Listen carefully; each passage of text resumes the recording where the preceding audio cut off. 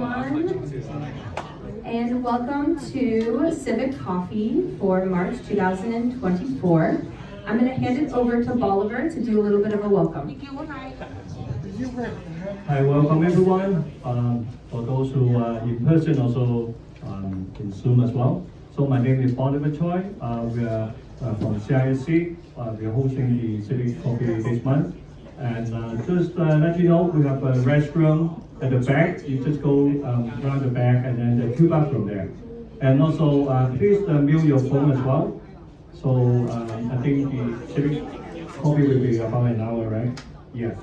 And for those who are on the Zoom, also please mute as well.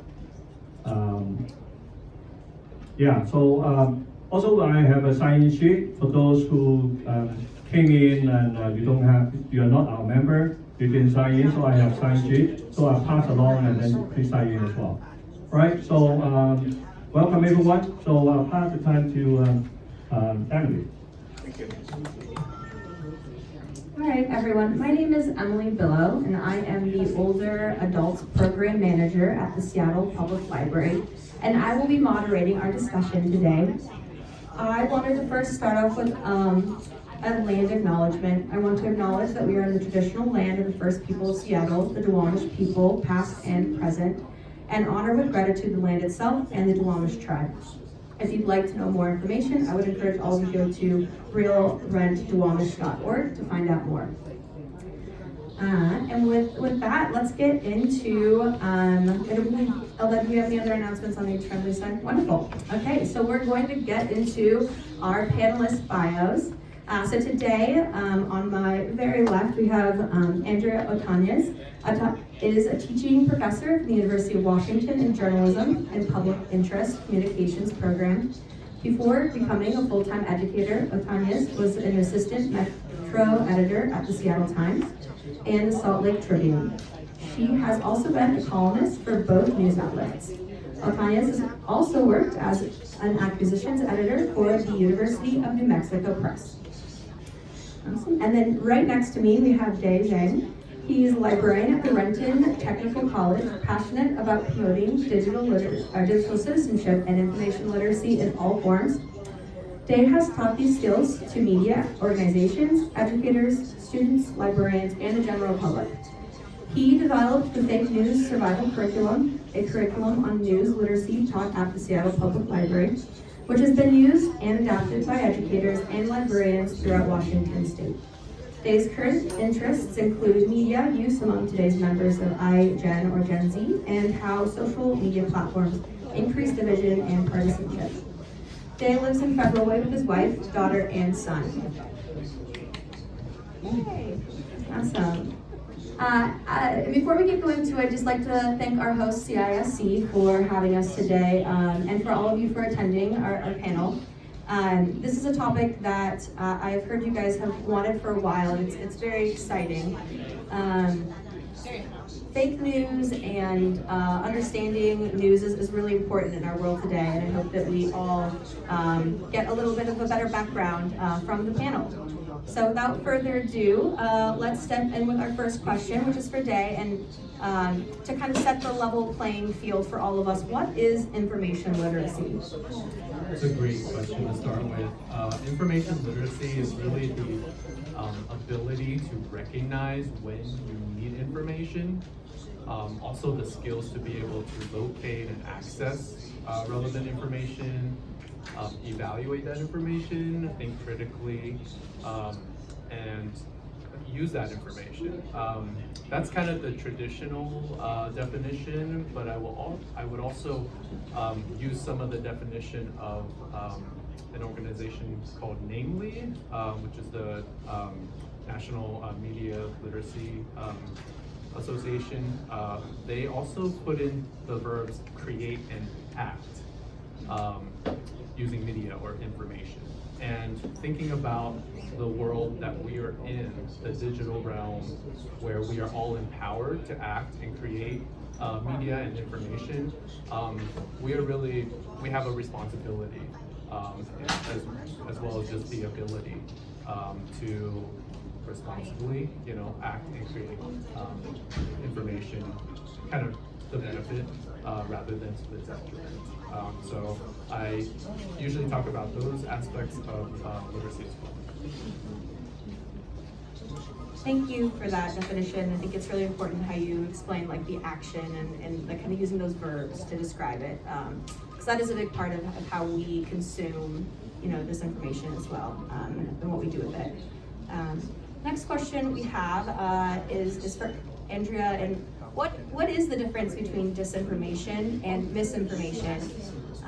And how do you in your life and in your kind of profession see disinformation like commonly showing up? Great, thank you. And thank you for kicking us off today. Yeah, reminding me of all those basic definitions. I really appreciate that. Thank you all for being here too and learning about this. I teach my students about the difference between disinformation and misinformation as upcoming journalists. And the basic difference is that disinformation can be spread by any one of us, right? It's information that we put out, we tweet quickly, or put out through a group chat, or maybe post on our Instagram, Facebook, something that we think is right, but it's not. It's some sort of accident that we put back out there in the world. Disinformation can also happen in a news publication where a reporter might get something wrong. And hopefully, if that news outlet is a good news outlet, it corrects that mistake to clean up that disinformation. So disinformation, you know, there's a range of ways it gets into our news ecosystem and our information ecosystem, but it's usually not malicious in intention. Misinformation, on the other hand, is malicious. Misinformation is purposeful manipulation of information that's put out to do all kinds of things, create chaos, confuse people.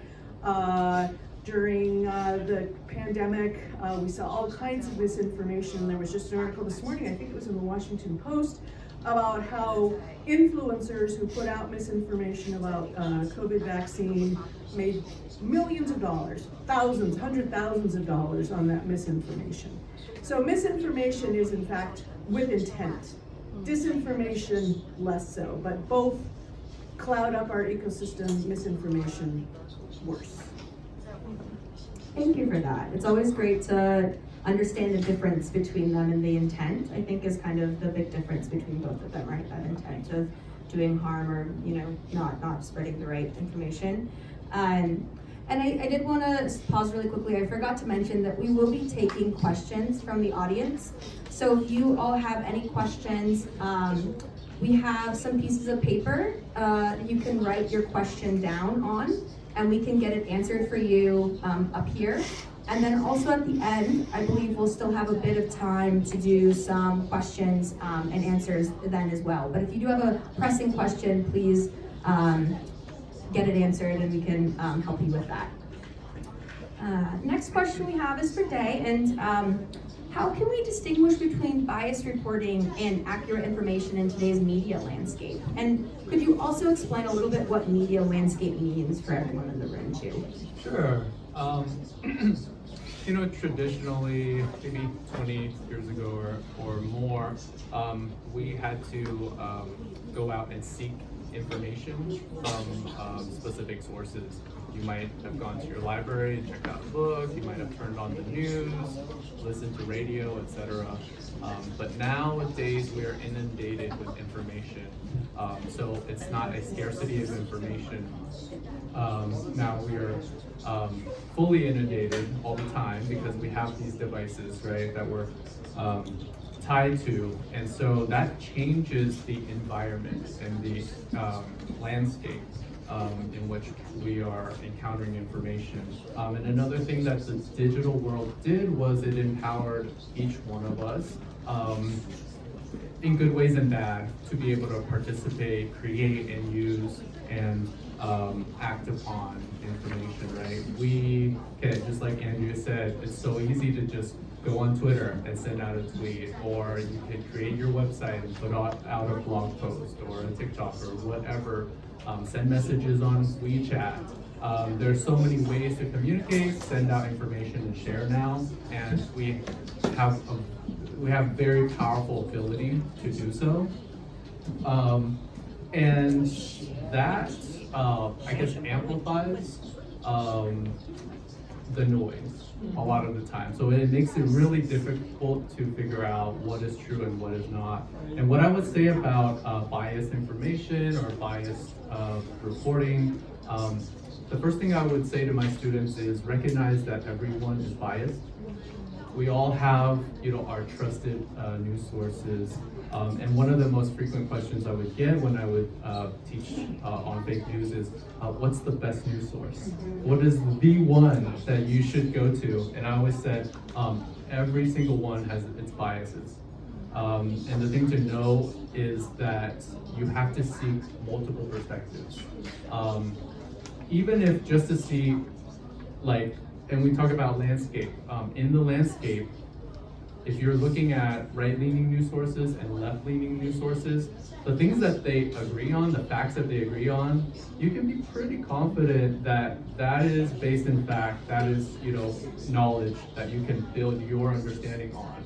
And then where they disagree is more of a gray area that you can continue to seek out opinions and facts, but it's so important to seek out perspectives that you disagree with, things that don't confirm what you already believe, and to just think critically, like understanding that I am biased, where I'm coming from, like what pulls at me emotionally, what triggers me, and because when I'm emotionally involved in something, I am less likely to accept information that's counter to how I feel or what I believe.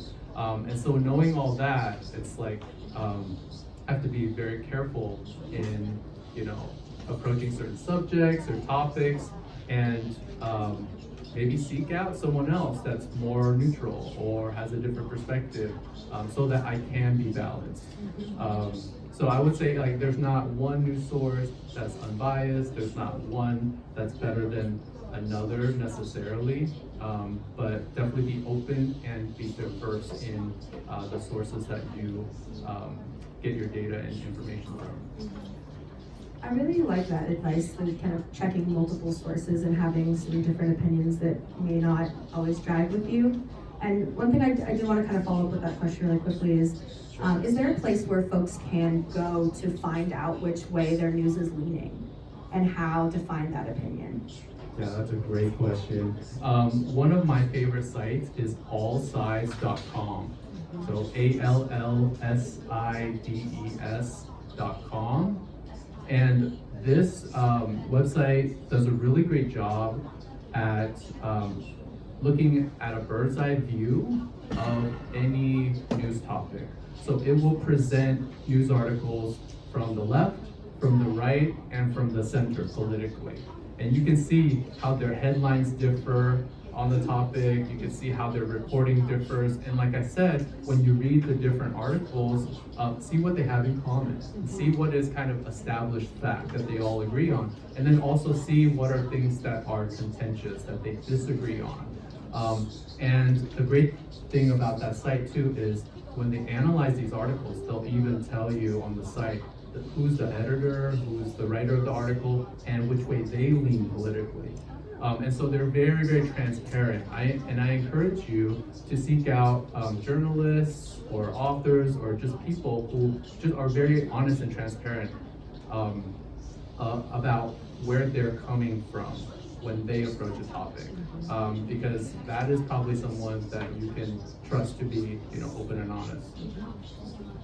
And Andrea, so you're agreeing with this statement wholeheartedly. Is there anything else you wanted to add about that kind of topic, or? Oh, I was just going to say there's a plugin too that you can put on your browser, and I can't remember the name of it right now, but it's in the resources I sent you. At the University of Washington, there's an organization called the Center for the Informed Public, which is all about this, is all about helping us all be aware of our information. I call it ecosystem. That's kind of the word we throw around, right? Because if the ecosystem is not healthy, then, bad things happen. But they suggest a plugin that you put in your browser, and then it rates the sites. So, but I can't remember the name of it. But there's that, and there's also a bunch of fact-checking sites that are listed in the resources that we're offering as well. So, definitely. I remember when I was in university going to Snoops. Yeah, Snoops. Yeah, for like fake news, like where you would type in. I think at that point it was just like a fact, right? You just like, is this true? And then it would come up with, oh yeah, we've cited it on the source. We know it's true, or we haven't, or it's sometimes in the middle too, right? Like the information could be partially true, but also partially not true. So yeah, that's great. So hopping right in, kind of the same topic. Are there specific topics or types of information where older adults may be more susceptible to misinformation? And what are some ways to guard against that? Well, this is not my area of specialty. I don't do research on specific types of information where older adults may be more susceptible, but in being out in the world and watching and noticing and the reading I have done, I'm thinking issues around health. I'm thinking issues around violence. I think that a TV news landscape, I think traffics in a lot of crime stories, honestly. And so I think that can make people fearful. So is that misinformation? Maybe not misinformation, but it's maybe a source that you don't want to rely on all the time, right? So I would say health issues, issues of crime, financial issues, right? Various scams that come different ways to us all through texting. Something comes to our text and it's like, what? Somebody needs some money, or what is this? And so rather than responding instantly, check it out, figure out what it is, if it's real, and if you can't tell, just delete it, right? Or put it in spam. So ways to guard against this, I think it just ties into what Day has already laid out so beautifully, and that is, multiple sources of information. Also taking a minute before we put that information back out, right? Taking a minute to figure out, not to respond emotionally if at all possible, because I think it's when those emotions kick in, and that relates to when we get to this idea of clickbait. Clickbait is something that's like, ooh, I gotta see what that is, that looks so interesting or scary. But it's like, well, wait a minute, what is that appealing to in me, and why do I want to open this? So I would just say taking a bead and then figuring out those multiple sources of information that can help verify what you're seeing. Do we want to do this thing up here? Yeah, we have a bit of an activity really quick that kind of ties into this this question. So I think do you want to do it? No, go ahead. Okay. Click on the Google. This here? Yep. Okay. So this is a fun little activity put out that's on the website of the Center for the Informed Public up at the University of Washington. And it's all about trying to help us understand fake images. Because there's so many different things that can be fake out there. But if we find, we start recognizing what those are and listening to those little red flags that go off inside of us, and we see something, can that really be true? Or what looks weird about this? This exercise will help you kind of start thinking about how to do that, how to identify these. I don't know if you all saw that photograph of Kate Middleton in the last week where she had to come out and say, actually, yeah, sorry, that was fake, or it edited. But the AP, Associated Press, big news organization, eventually pulled that off of the wires.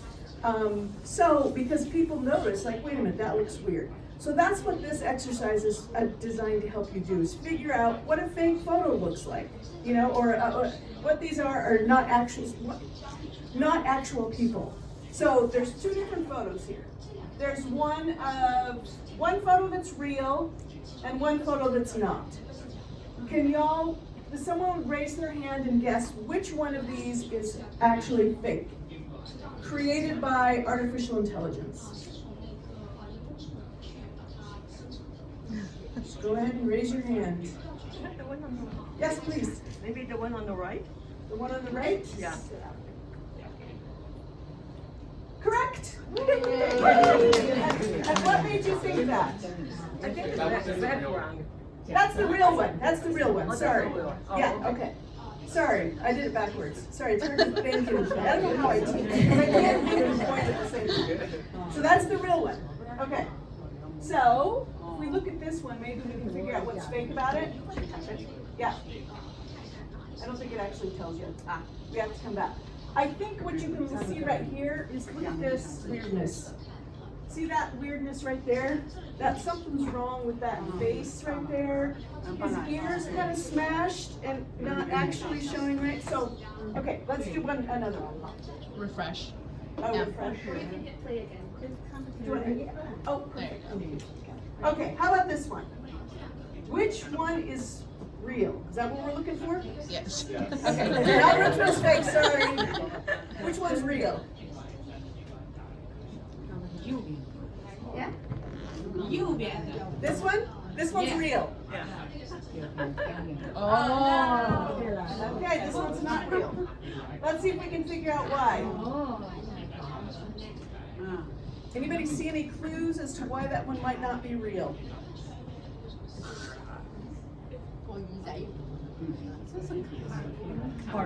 The ear? Ear. And It's the like a hair? partial earring.一个 a little higher, a little low, yeah. 这边 Oh 这个 yeah, 高 this is weird too up here, the hair. And the ear sticks out. Okay, should we do one more?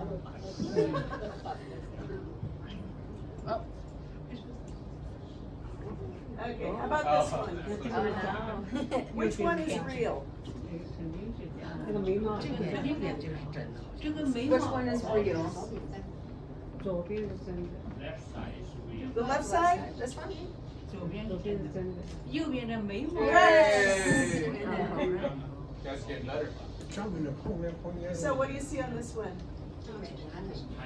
右边那个眉毛 Here, the hair, yeah. Here. Hair, something on here. I mean, red eye would be a thing, but I don't know what that is. That is here too.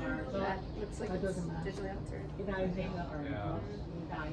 So if you want to learn more about this, you can go up here to learn, and it explains all the different things that might show up to make something, help you see what is a fake photo. Right, so this is on the list of resources if you want to look up that later, but these are different things, just odd little mismatches.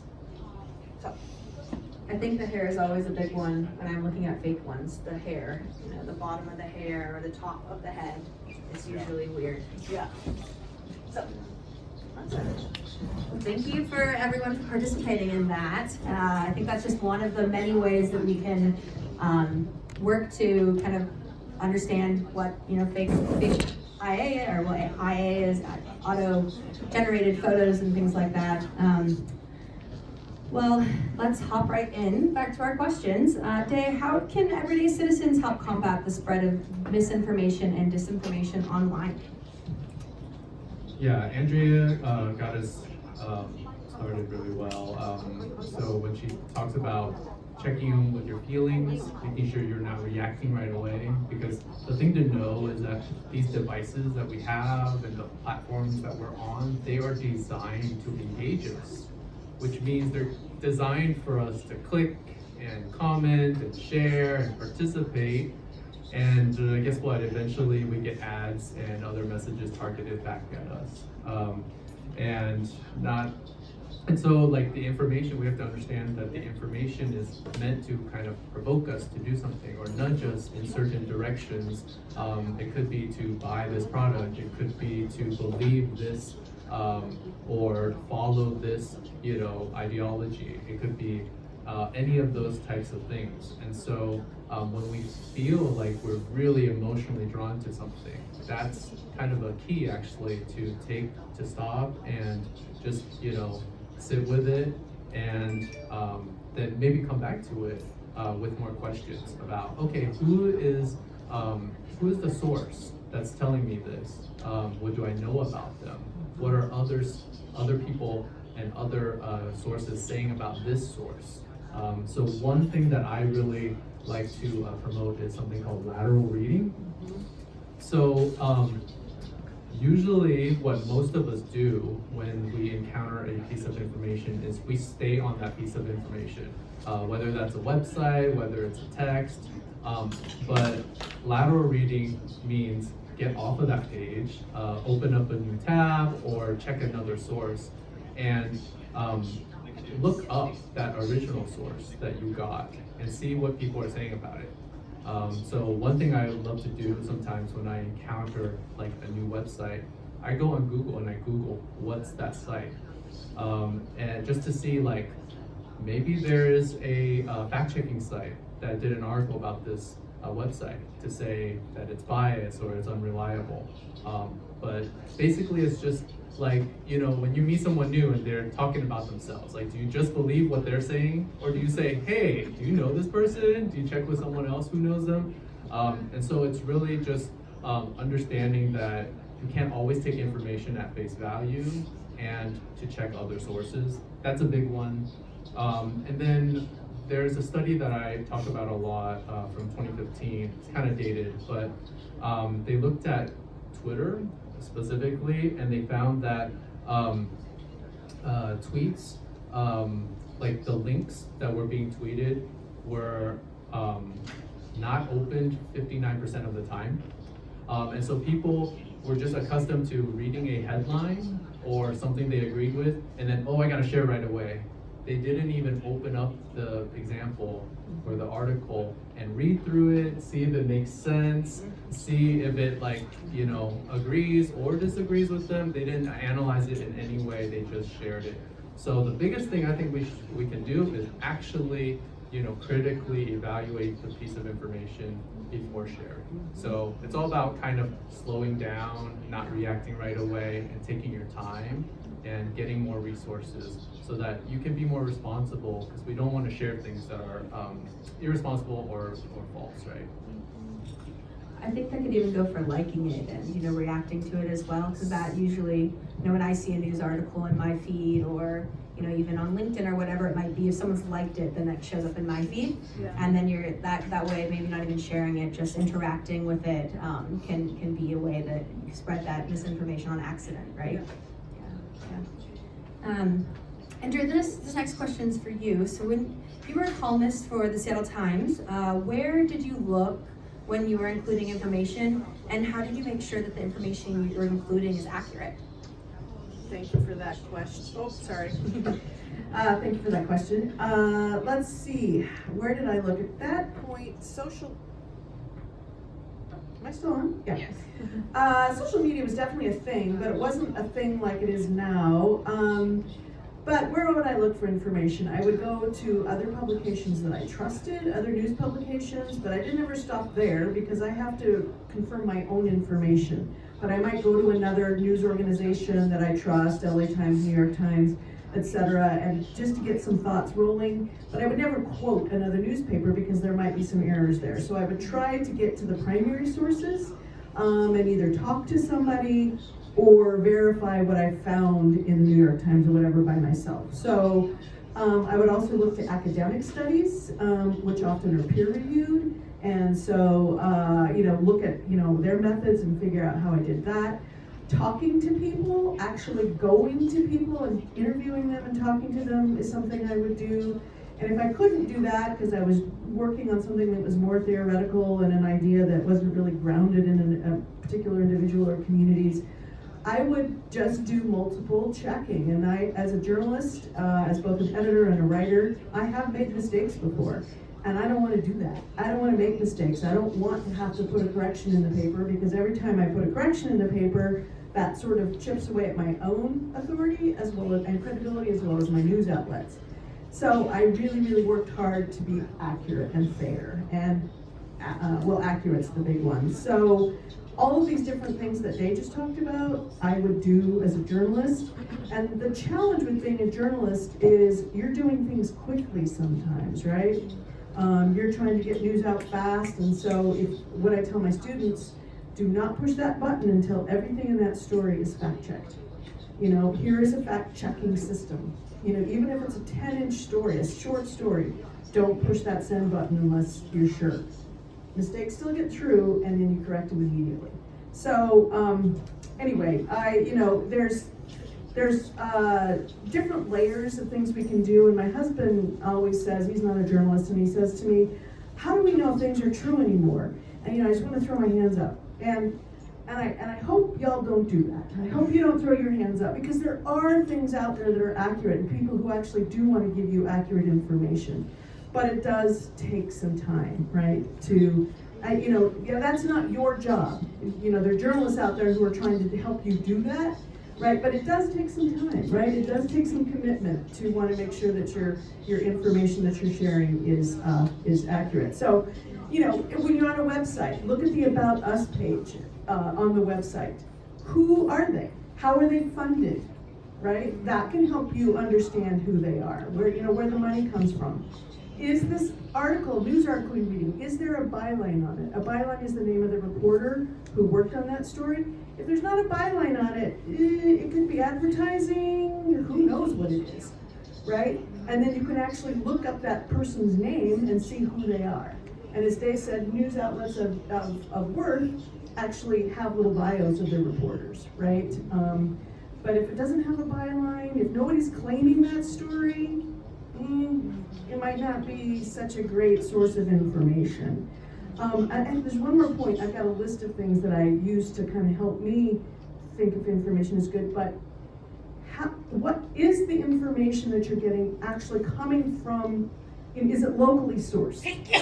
So, for example, are you going to believe an article in, I don't know, the New York Times about the International District as much as you're going to believe the International Examiner, right? The International Examiner is here. It knows the neighborhood, right?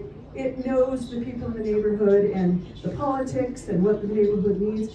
The New York Times might have it mostly right, but I'm going to go to the local source for that information, right? Because they're here on the ground. So that's the other thing you can look at, is how locally sourced is that news information. I feel like that answer alone could be an hour-long session. I felt like I learned a lot about just how newspapers works. I didn't realize all of those things. Yeah, that's great. And I think with online newspapers, I'm sure there's even more things to think about too. I know that when I'm reading, sometimes articles will even update while you're reading it nowadays. They'll say the article is being updated as it can, especially the elections or things that are like numbers are rolling in and or trials and things that are happening. There's so much being thrown at you all at once. So there's lots to think about on that one. And next day, when reading information online, how might someone find out the validity of the information? Yeah, I think some really great tips have been pointed out already, and please check the flyer in the back because it's got really good resources for this. But one that I often point to is the acronym SIFT, S-I-F-T, and this was developed by Mike Caulfield, who's now actually with the UW-CIP. But SIFT stands for stop. So remember, like stop, what is this? And then I stands for investigate the source. So do you know who's saying this? Do you know where this came from? What do you know about them? What can you find out about them? F stands for find better coverage. So that's kind of like what I said with lateral reading, right? You can't just look at one source. If a number of different sources are saying the same thing, then you can trust it more to be accurate. And then finally, T stands for trace the information back to the original source or example. And so with the internet, it's just full of memes and full of like things that have been shared a million times, right? So this could be a little difficult, but that's where fact-checking sites can really be helpful. One of my favorites recently is called leadstories.com. And they're kind of like Snopes. They're like on the, like they're looking at the, front page of the internet essentially, and they're checking all these different claims. And they do a really good job of tracing how this story or how this example came to be where it is. And so they'll look at like the original tweet or the original, image, and then they'll give you the example of, oh, this has been doctored. And they'll trace all that, they'll do all that homework for you and give you all the links so that you can check for yourself. So definitely fact checking sites. But also, you know, if anyone's presenting you with information, ask about their source, ask where they're getting it from, ask about the evidence, so that you can decide for yourself, you can see for yourself. And I'm not sure if you are going to talk about this later, but in the curriculum that you created for the Seattle Public Library, you talk about reverse image searching. I don't know, if you're going to talk about it later, you can tell me that, but if not, I think it'd be really great. I grew up with technology for the most part, and I actually didn't know about this until I read your curriculum about 2 years ago. Oh, thanks for that. Yeah, this is something that any of us can do with just a very minimal amount of training, and there's a number of tools out there. I mean, the probably easiest one is Google Image. And when you go to Google Images, you can click on an icon and do a reverse image search. I think it's the camera icon. And either you upload an image, or you give them the URL or the address to where that image lives, and it will search the internet for examples of that image.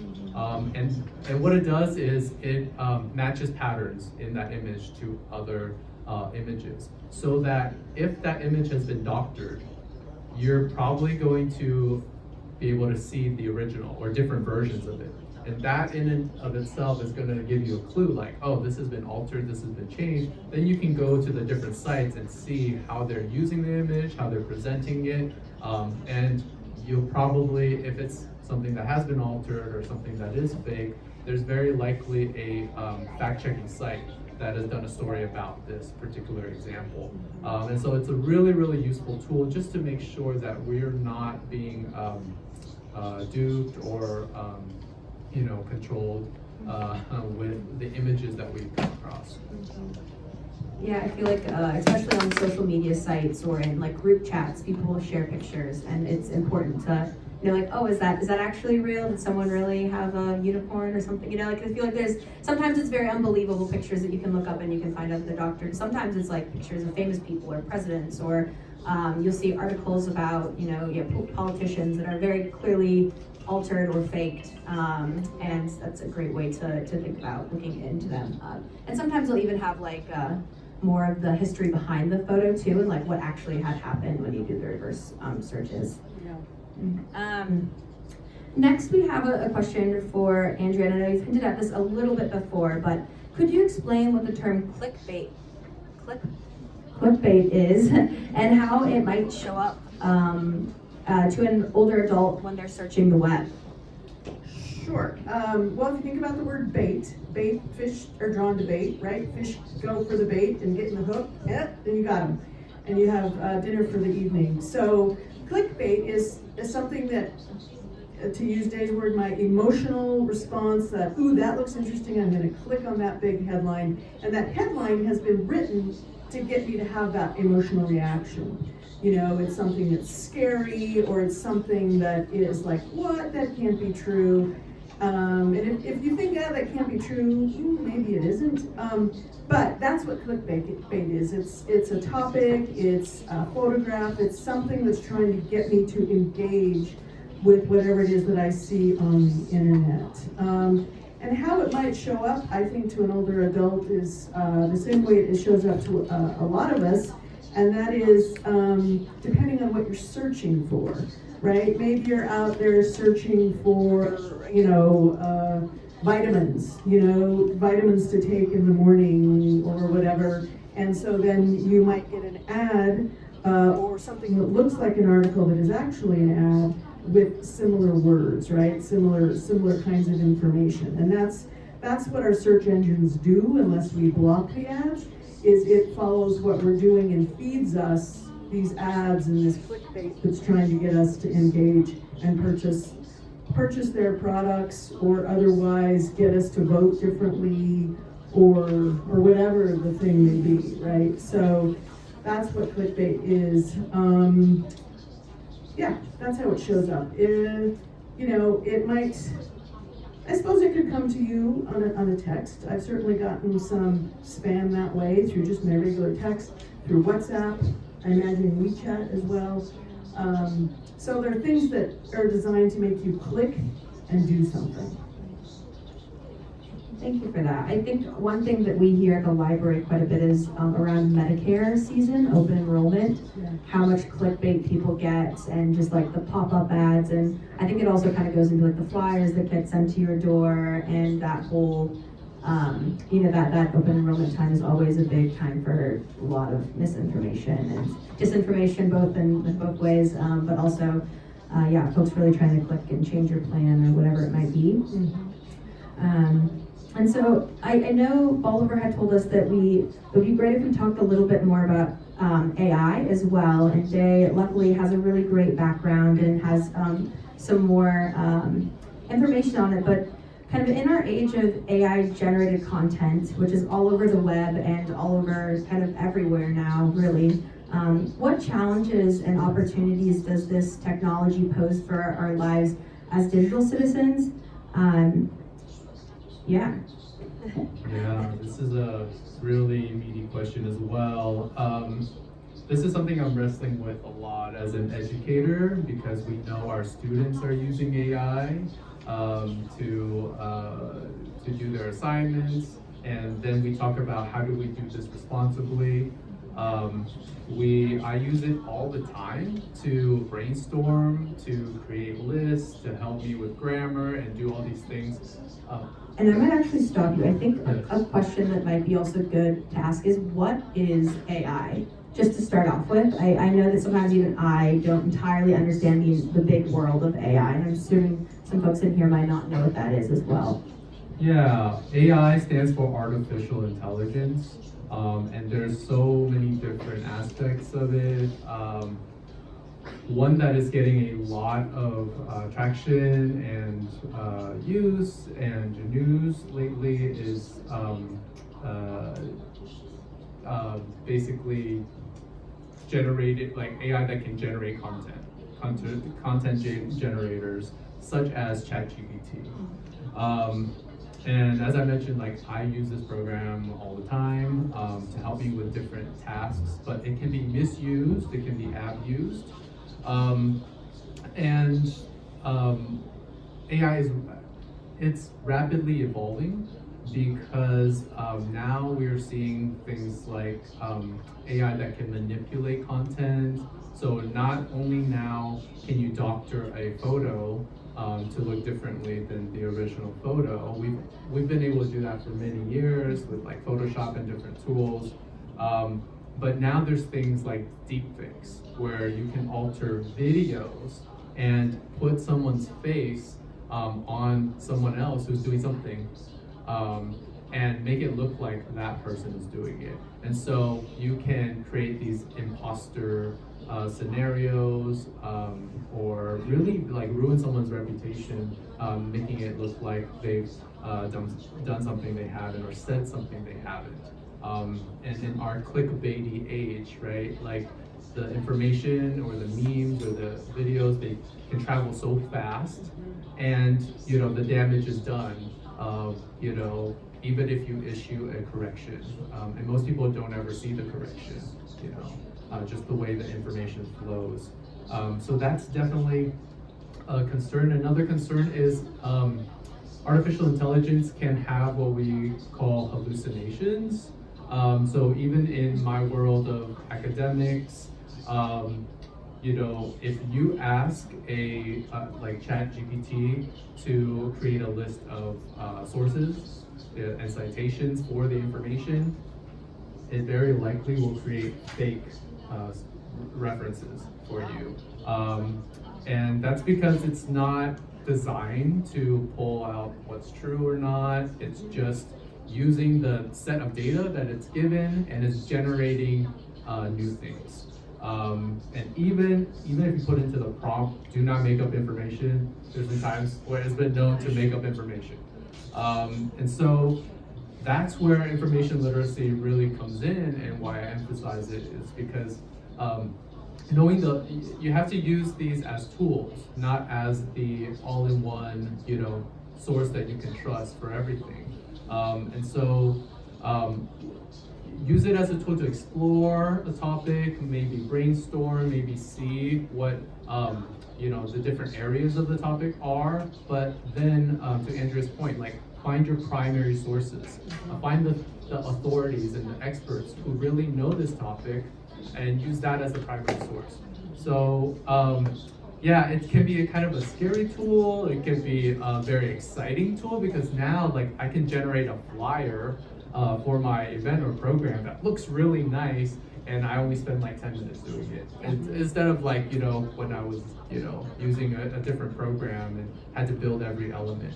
And so it could be beneficial in terms of like really making things efficient. But in that efficiency, let's not lose track of what's true and what's ethical and kind of where this information is coming from.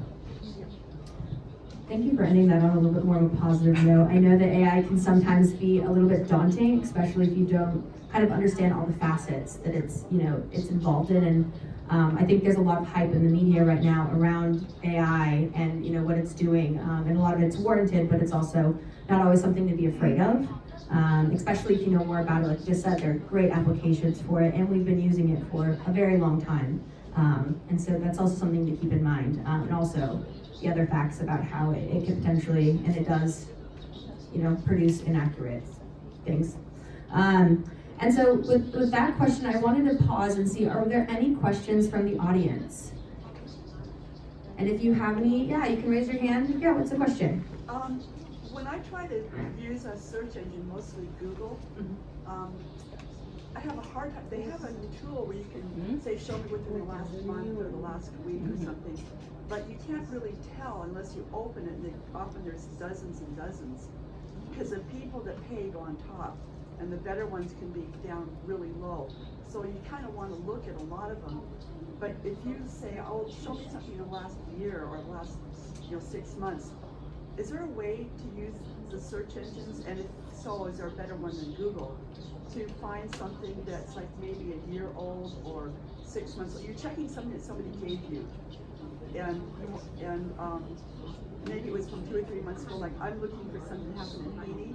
Like in Haiti, they had a big event happen in October, and I just don't want to go through hundreds of websites trying to find the one that was talking about last October, not one that was talking about the earthquake in 2010 or is there a way to use the search engine so you can zero in better on time? Yeah, so I'm going to repeat the question is for folks online and for interpreters in the back. And the question was, is there a better search engine potentially than Google to look at news sources from a specific time period? And how might you do that? And then also I think a good part that she did mention also is about the fact that paid ads and people who pay more on Google go to the top. And so when you are searching something, sometimes you do need to go to the bottom to find something that may not be paid for on the Google search or more popular on the Google search. And I'll let you two, if either of you have an idea of. I would just go to our librarians who know how to do the slightly deeper search where you put in, Boolean searches, and you go to, just don't use the typical Google bar. Know how to use ands and accepts and that sort of thing. Am I right, my librarian friends? Yes, we can definitely help with that. And also in terms of the search engine, I mean, just understand that these sites and these platforms, they track everything they can possibly find out about you. And so that might be good for certain instances, like location data, like how do I get from point where I am to point B where I'm trying to go. You'll want it to know where your location is, but do you want to know everything about you in every search? Probably not. So then maybe hop on something like DuckDuckGo, which does not track your kind of profile, identity, and search history, and things like that. And you can also surf the web incognito. Like every browser has this mode where it turns off a lot of these identifiers for you. Not every, but a lot of the identifiers. And even pay attention when you do a regular Google search and when you do like incognito, or if you even go to a library computer or somewhere where it doesn't have your information, check out how the search results differ from the two different examples, and you'd probably be shocked. Because we all have our personal universe of information now that is just filtered and aimed directly to us individually, and so we all are in kind of our silos and our different echo chambers of information, and it's good to get away from that and kind of have more exposure to other information. Do we have any other questions? One right here. I will say, yeah, Oliver? Any plan you will be translating this information in Chinese? We can get it translated, yeah. You will? Yeah. Oh, okay, good. Yes, we can get that, yeah. And we have a question over here. Yeah.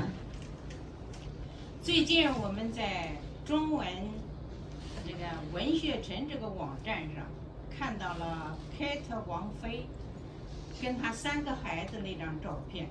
当时我看到这个照片就觉得凯特王妃胖了一点儿，但是我就分辨不出来这个照片是假的，是凯特王妃用什么技术拼了，把3个孩子，左边一个右边一个大男孩站在后边，但是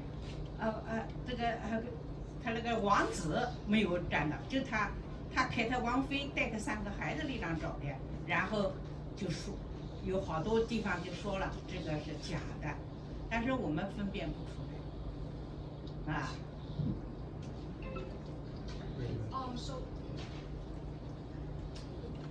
So lately I saw a picture on a Chinese website called 文学城, and then there's a picture of a Chinese celebrity, Fei Wang, and her 3 kids. So to me, Fei Wang looks a little bit sadder than Princess Oh, yeah, Fei Wang and her 3 kids, and then Fei Wang looks a little bit better to me, and to me, I cannot tell that the picture was fake, but a lot of people say that the picture was fake and the website was real, so I don't know how to identify what is fake pictures. That is a great question, and so I think that there may be this specifically was some sort of celebrity, and the picture seemed like it was off.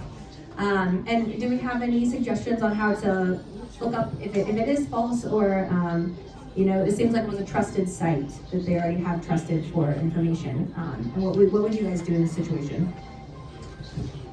I think one of the first things I would do is see if I could find that photograph on a different site, and try the reverse image. That might work too. So take the image and drop it into Google reverse image search. Go to a different sites. I don't know if in Chinese media, I don't know, but is there something like Snopes or Fact Check, PolitiFact? I'm not sure. So I would try to just go to other sites to see whether or not, if in fact it was real. And if something struck you as like, this looks odd to me, you should listen to your instincts, right? And start doing the checking. Yeah, I definitely agree with that, the instincts. If it feels like it's probably not right, it probably isn't. I have a question. Yeah. So my English not good, but I try.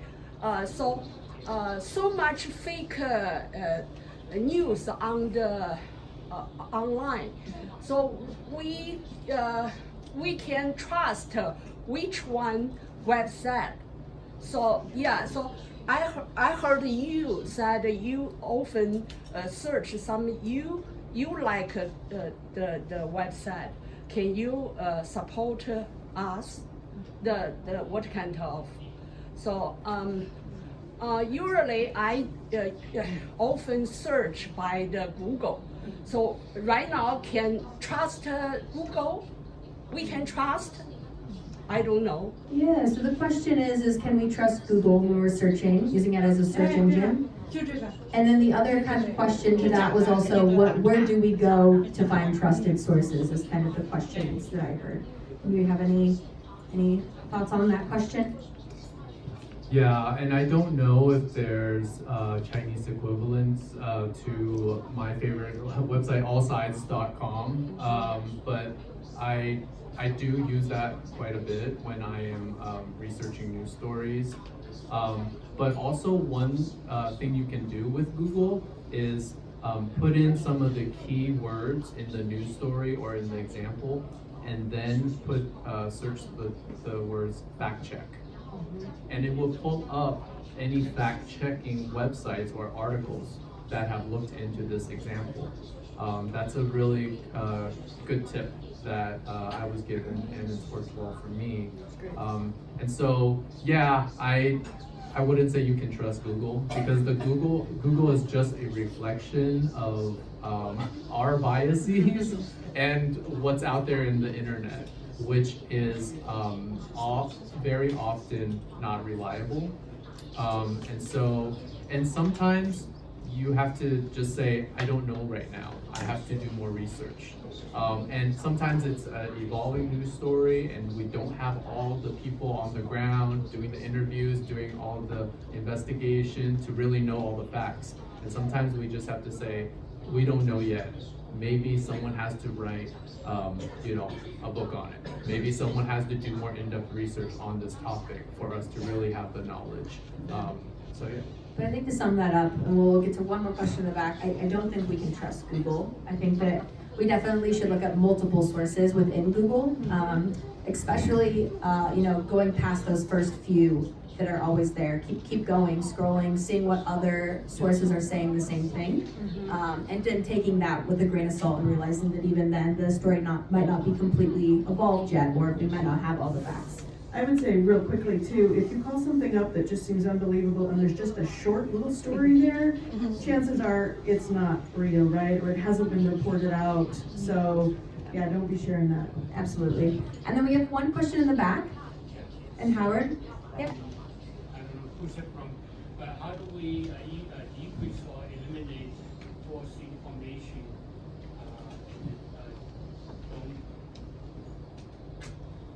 That's the false information have some kind of legal consequences. And then the other one is the information out there are being influenced by the big conglomerate corporations. So there's kind of three questions that I heard. Is that how do we know that there's false information? Is there any legal ramifications of actually sharing that, or telling it to other people? And then the third one is like, how does big corporations kind of profit, or what's their role in media? Those are three great questions. I don't know whoever asked that, but maybe we can take a stab at the first one. And that is kind of, you wrote them down as well, but any thoughts on that first question? Yeah, in terms of how do we know something's false? I mean, that's a giant topic, and we've been talking about it. And sometimes you don't know, but the key takeaway, I think, in all this is use multiple sources, question your own biases, and just understand where you're coming to the situation, and then also really try to find an expert source. If it's something about, if it's a medical related, find someone in that medical field, in that specialty that knows something about that. If it's a legal topic, what have lawyers or scholars of law said about this? And people will sometimes get frustrated with me as a librarian because my answer is I don't know, and I'm gonna try to find a better source. But often I have to do a ton of research for me to feel confident, oh, this is the consensus. This is, and sometimes there is no consensus. And do you want to touch on big tech or legal or any? Yeah, I will answer the third question, which is what is media conglomerate role in this? And that's part of the bias, 100%, right? If you look at the spectrum of media that's out there, and there's some news outlets, quote unquote news outlets, that deal in big flashy headlines and putting naked pictures of Harry on the front, Prince of Wales on the front page. Prince of Wales, what is Harry's title? Windsor? I don't know. I don't know either. But y'all know who Harry is, husband to Meghan.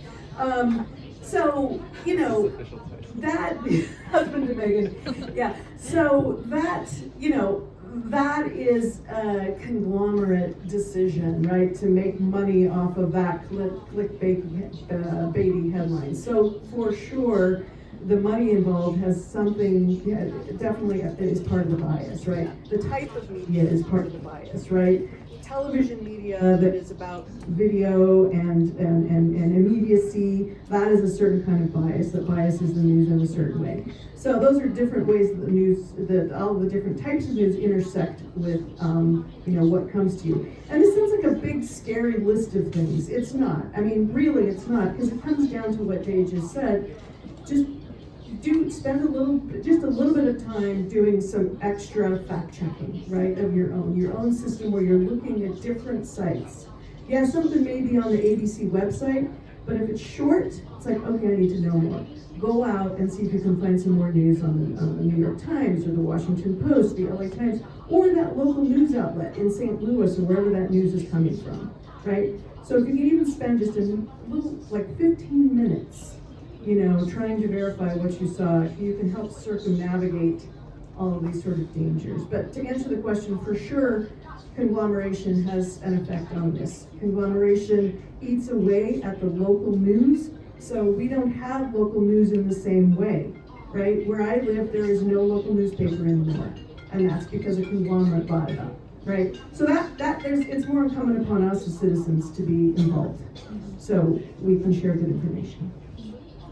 And although I'm not a panelist and I'm not as in-depth knowledge as these folks, as far as the legal kind of component goes, I don't foresee there's any like large ramifications if you're just sharing something, but I believe there might be if you're the one saying the thing. So if you're writing the articles and you're purposely spreading information that is false, I think there could potentially be, but if you're just sharing the articles, I don't think that there is any kind of any legal trouble that you can get into, but just maybe your moral compass would want to step in and know that, you know, it wasn't real and that you don't want people spreading that information that's incorrect, I guess. Yeah, so that becomes ethics, less a question of law and more a question of ethics. But yeah, if someone's got false information out there that's damaging someone's reputation, you could very easily be sued for libel. But if you're just passing it around, you know, probably not, no. But if you generated it, like you said, yeah, that's right. All right, everyone. Well, it's been such a great discussion. I really appreciate all the questions from the audience today. Some really great stuff. Our panelists will be here for a little bit longer as well. So feel free to come up and ask them a question if there was anything. Maybe we could just do one sentence takeaway for you all if you'd like, or a one thought takeaway before we close. I would say knowledge is power. Knowledge is power. I did not make that up. Whoever I'm borrowing that from. Yeah. It's copyrighted somewhere else, but knowledge is power. I love that. Yes. Yeah. I think this is in my fake news curriculum, but it's one of my favorite quotes of all time from the physicist Richard Feynman, and he said, "Remember." Now I'm blanking on it. So the first rule is to not get fooled, and you are the easiest person to fool. So just understanding that, having that humility of approaching a situation with an open mind, and not, not being strong in your opinion, right off the bat. Well, thank you both so much for all of your insight on this topic, and thank you everyone for attending, and a huge thanks to CISC for hosting us. And for all of our interpreters over with Dawn as well, thank you guys do a great job. And like I said, we'll be around for a little bit longer, but thank you all for this discussion. Have a great sunny afternoon.